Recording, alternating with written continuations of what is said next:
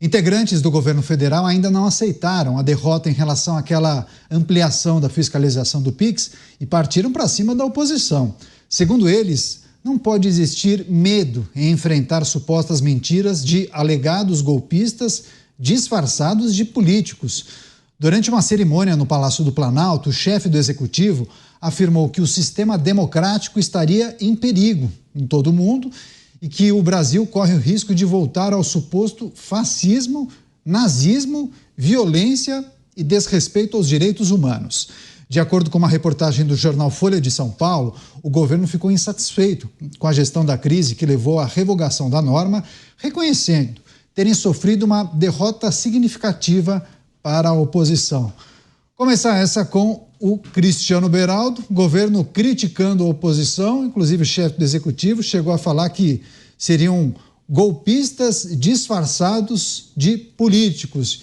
E aí disse que o Brasil estaria na iminência de virar um regime fascista, falou em nazismo, violência, desrespeito aos direitos humanos, enfim, fez uma lista longa aí, hein, Beraldo? Enfim, o choro é livre? O choro é livre, né? Olha como um assunto pode mexer de uma forma tão profunda na cabeça de pessoas que estão em posição de poder, né? É coisa meio louca você ver uma manifestação dessa, falando de fascismo, nazismo, tudo que vem à cabeça vai sendo colocado para fora para dizer que qualquer um que não concorde com o presidente e com aqueles que o apoiam, eles são criminosos. Chegamos nesse ponto, estamos falando aqui de crime. Se você tem uma atuação ou faz uma defesa do nazismo, das práticas nazistas ou práticas fascistas, você está cometendo um crime. Então, na cabeça, o que se quer construir é que ou se é progressista no Brasil ou você é um criminoso. Olha a loucura que as pessoas estão chegando para defenderem as suas ideias na falta de argumento. Querem criminalizar as ideias e os argumentos do outro. Bom, não é nada disso. Não é nada disso. Aliás, a turma que está no poder, na década de 1970, atuou a mão armada para derrubar o governo que ali estava. Não para atuar de forma jurídica, acionando órgãos internacionais e fazendo tudo possível para redemocratizar o Brasil, que acabou acontecendo na década de 80. Não, pegarem armas, assaltaram bancos, soltaram bombas, sequestraram, fizeram o diabo de crime. De crime.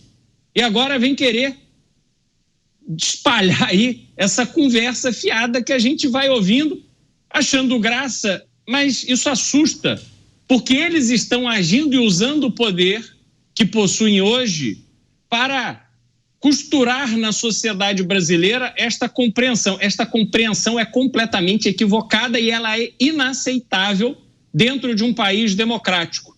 Este exercício de permanentemente demonizar o opositor, sobretudo quando feito por alguém que está na posição de poder, isso tem claramente a consequência, a busca de desequilibrar o jogo democrático, e isso é inaceitável. Ou se defende a democracia, ou se defende esse tipo de postura. Não dá para fazer as duas coisas ao mesmo tempo.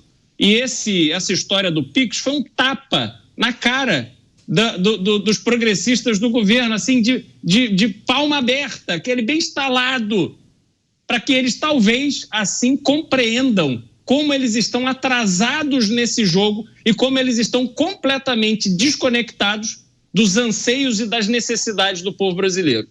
Agora, Dávila, o chefe do executivo parece que está bem irritado, né, com essa pressão que ele vem sofrendo. Pressão popular, pressão da oposição, e pressão que culminou com o recuo dele próprio, né? O último recuo em relação ao Pix, mas teve outros recuos. Eu me lembro da taxa das blusinhas, né? É verdade. É um governo que tenta legislar olhando para pesquisa e popularidade. Então, quando a coisa torna-se muito impopular, é melhor recuar. Não tem nenhuma convicção do que precisa ser feito. E usando termos históricos sobre taxar a oposição de fascista ou nazista, a gente pode dizer que esse governo está seguindo o modelo stalinista de Stalin na União Soviética. Quem é que é o presidente que passeia pela galeria dos presidentes e diz que tem que remover Michel Temer porque esse é golpista e que não pode ter o retrato de Bolsonaro? Isso é uma atitude de Stalin. Quem é o presidente que diz que precisa censurar e usar o controle social da mídia, que é um termo muito fofo, para censura? Quem é que está trabalhando hoje para declarar que as despesas do governo que deveriam ser públicas, os cartões corporativos, têm 100 anos de sigilo? Isso é coisa de regime stalinista. É isso que a gente está vivendo. Esse é o que esse governo está fazendo. Então, é uma coisa inacreditável como um governo convive mal com a crítica. Crítica deveria ser algo construtivo para o governo, rever políticas públicas, rever comunicação e rever, inclusive, as suas prioridades. E não para taxar, tentar derrubar um deputado federal eleito pelo povo, tentar transformar isto numa crise contra a democracia, quando foi apenas uma crítica feita a uma política de governo. Intolerância crítica é um sinal muito ruim para aqueles que dizem que têm apreço pela democracia.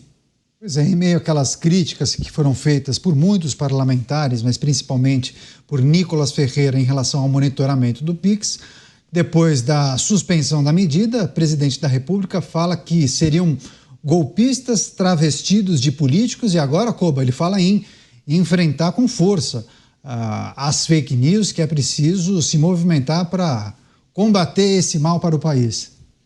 Zé, tudo bem enfrentar com força fake news, só precisa saber quem é que vai julgar o que é ou não é fake news. Se a gente pega o vídeo que gerou toda essa repercussão, o vídeo do deputado Nicolas, ele é muito claro em dizer que não será taxado o PIX, não será taxado o PIX. Mas as pessoas parecem que não assistiram esse vídeo. As pessoas não tiveram ali a iniciativa de parar e ver de fato o vídeo na íntegra. O vídeo ele aponta, na verdade, para uma descrença da sociedade em relação ao que fala o governo. O governo fala que não será taxado o PIX, mas o governo fala tanta coisa e faz tantas outras coisas diferentes aquelas que eles falam. Então é isso que está em jogo, na verdade. É a desconfiança, é o descrédito. As pessoas não acreditam no que diz as pessoas do governo. E uma coisa, Canhato, tem uma classe de pessoas que, se tirar do vocabulário delas os termos fascista, golpista e fake news, eles não conseguem completar uma frase.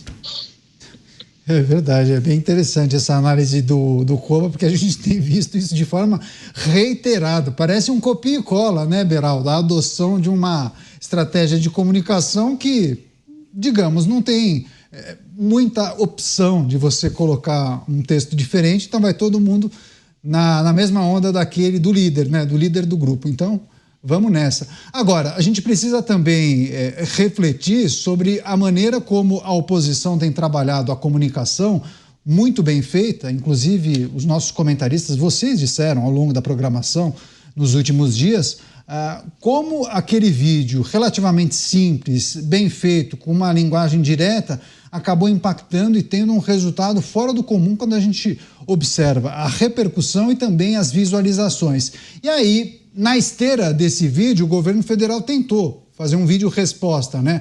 Adotando alguns clichês, e muita gente, inclusive, criticou, né? Tem até uma colunista muito conhecida de um jornal que usou o termo cringe, que seria um vídeo cringe, na tentativa de atingir o público que consumiu o vídeo do Nicolas. Daí tem essa estratégia de comunicação que vai no embalo da estratégia adotada pela direita, ou pelo menos por alguns grupos mais conservadores, como o deputado Nicolas.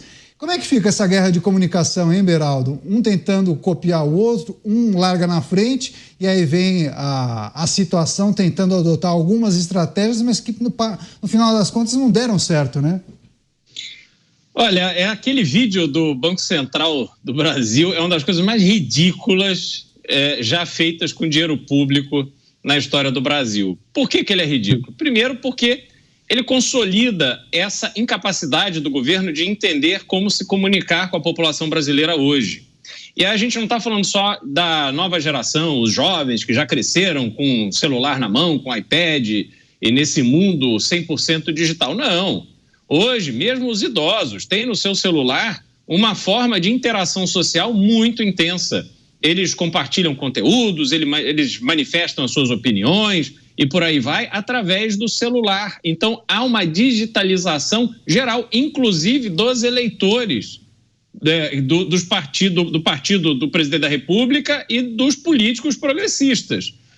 E é interessante que você tem no vídeo feito de crítica ao Pix, você tem uma figura, uma pessoa identificada com o público, que fala de maneira organizada, até fugindo do padrão de vídeos que normalmente o deputado faz, e aquilo teve uma repercussão muito grande.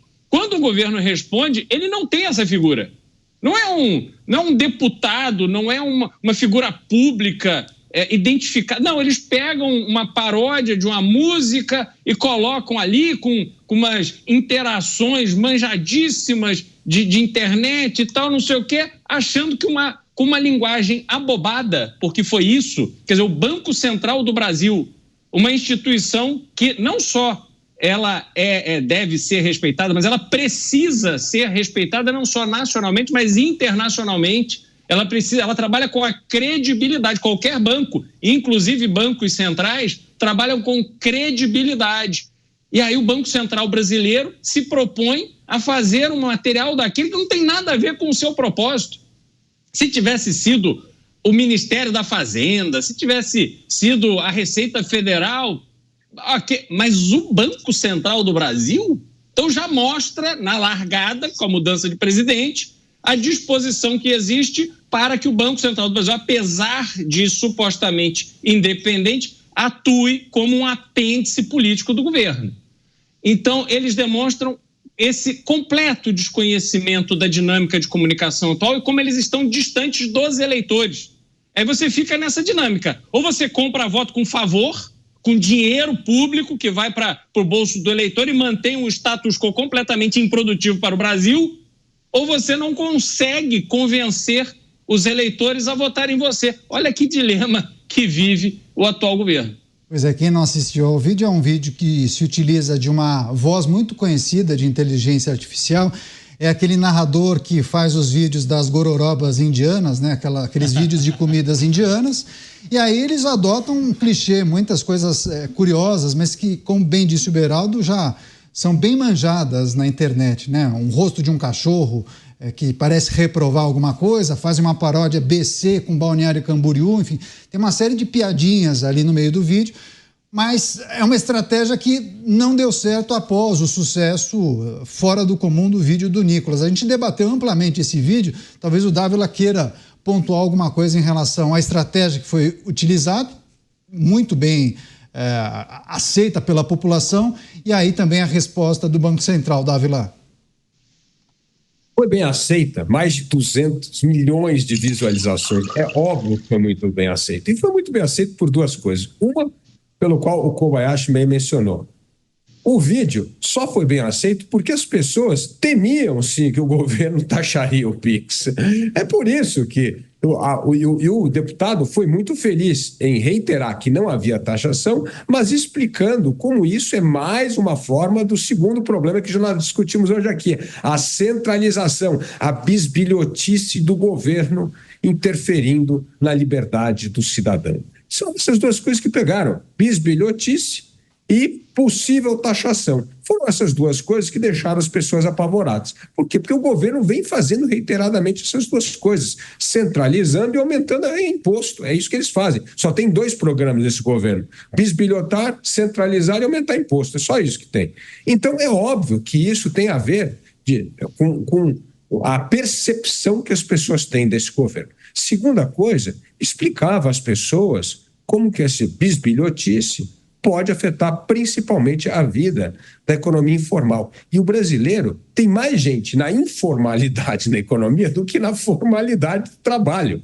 E por isso as pessoas... Travou o sinal do Dávila. Bom, daqui a pouco o Dávila volta, a gente vai reconectar, daí ele conclui o raciocínio. O Dávila já está de volta. Foi rápida a correção desse sinal. Pode arrematar, pode finalizar. Deu uma travadinha agora no final, Dávila. É a chuva aqui. Mas, então o ponto... Olha... Ó, agora a gente tem o áudio do Dávila, não tem mais. Ih, acabou a luz mesmo aí, hein, Dávila?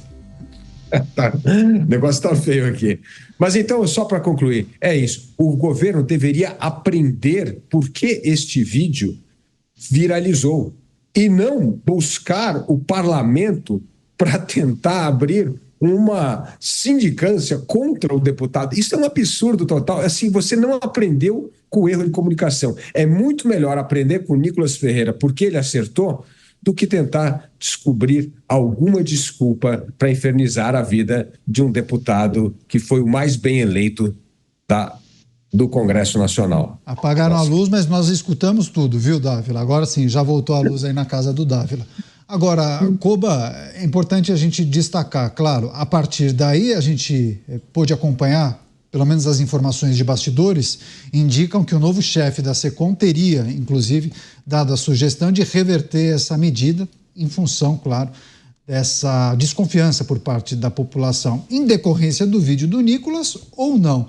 Mas agora o presidente fala em combater as supostas fake news e tem muita gente já fazendo uma série de projeções do que poderia vir por aí. O que compete ao governo federal, quando a gente fala em combate às fake news, elaborar um novo projeto, entregar para o Congresso votar? Olha, Caniato, para se combater a fake news, deve haver responsabilização de quem procede com a fake news, de quem realiza a fake news. Então, se na visão do governo o Nicolas praticou fake news, que processe o Nicolas. Mas tem que dizer qual é a fake news, qual é a informação falsa daquele vídeo e, se pesquisar bem, não há.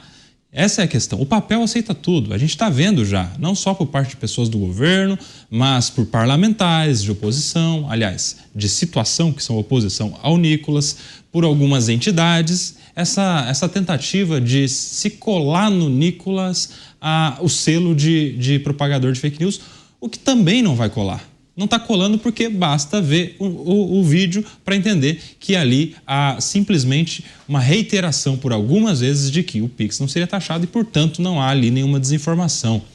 E aí muitas pessoas falam, né? A gente precisa, então, regulamentar as redes, a gente precisa cuidar das redes. A pergunta é, se tivéssemos redes reguladas com aquele projeto, teríamos o vídeo do Nicolas?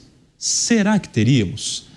E aí, se para muitos há necessidade desse vídeo para que haja, inclusive, o impedimento de um vídeo como o do Nicolas, coloca o projeto para votar. Está parado. É só falar com o presidente da Câmara, só falar com o relator que segurou esse projeto quando viu que não ia passar. Coloca na pauta. Já vai começar o ano no Legislativo? Coloca para votar e veja qual vai ser a resposta dos parlamentares, porque naquela ocasião, mesmo que com muitas emendas parlamentares sendo disponibilizadas para muitos deputados, o projeto não iria passar, porque a sociedade teve acesso ao conteúdo e entendeu naquele momento que se aquele projeto passasse, o PL das fake news ou o PL da censura, naquele momento a gente teria uma mitigação do direito da liberdade de expressão, que é constitucional em democracias. Então, se as pessoas estão preocupadas com o vídeo, passa bem uma peneira nesse vídeo que vai ver que não tem nenhuma desinformação, e se estão preocupadas com a falta de regulamentação, coloca para votar que vocês vão ver o resultado no Congresso.